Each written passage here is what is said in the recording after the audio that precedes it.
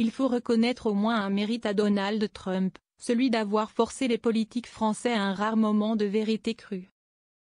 Le lâchage brutal de l'Ukraine par le président américain a contraint Marine Le Pen et Jean-Luc Mélenchon à dévoiler ce qu'ils s'efforçaient de cacher, un inconfort total face à l'histoire qui se joue sous leurs yeux.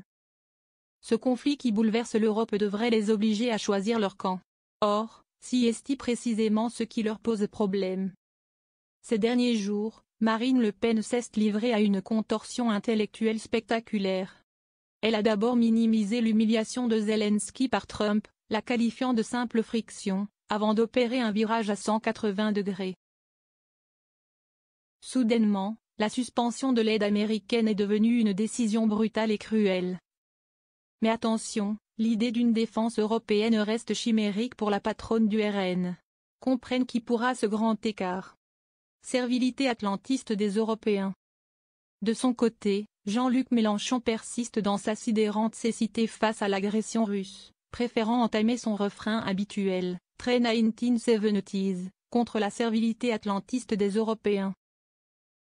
Son billet de blog du 1er mars est un modèle d'esquive, pas un mot sur l'humiliation de Zelensky ou l'arrogance de Trump, non, il préfère fustiger l'Europe et les États-Unis, qui auraient provoqué cette guerre en refusant d'écouter les exigences russes.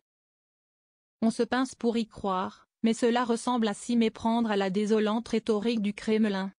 Ces deux figures politiques, qui prétendent s'opposer surtout, convergeant aujourd'hui vers une même aspiration.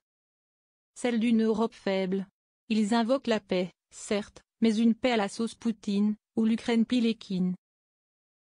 Et où l'Europe détourne pudiquement le regard en priant silencieusement pour ne pas figurer sur la liste des prochaines conquêtes russes. Mélenchon et Le Pen poutinolâtres. Ils partagent des obsessions et des aveuglements, ils sont trop poutinolâtres pour condamner franchement Moscou. Trop compulsivement anti-américains pour admettre que la menace existentielle émane bien du Kremlin. Trop obnubilés par leur détestation de l'OTAN pour reconnaître que, sans cette alliance, l'Ukraine aurait déjà disparu des cartes géopolitiques.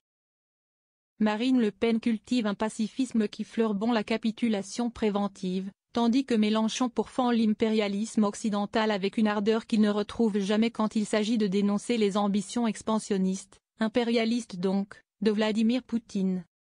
Champion autoproclamé de la fermeté politique, il se révèle étrangement malléable face à l'autoritarisme russe. Ce qui unit ces politiques que tout oppose en théorie, si est au fond une même vision de la France et de l'Europe rabougrie et repliée sur elle-même. Offerte aux puissances autoritaires. Un comble pour des soi-disant durs à cuire.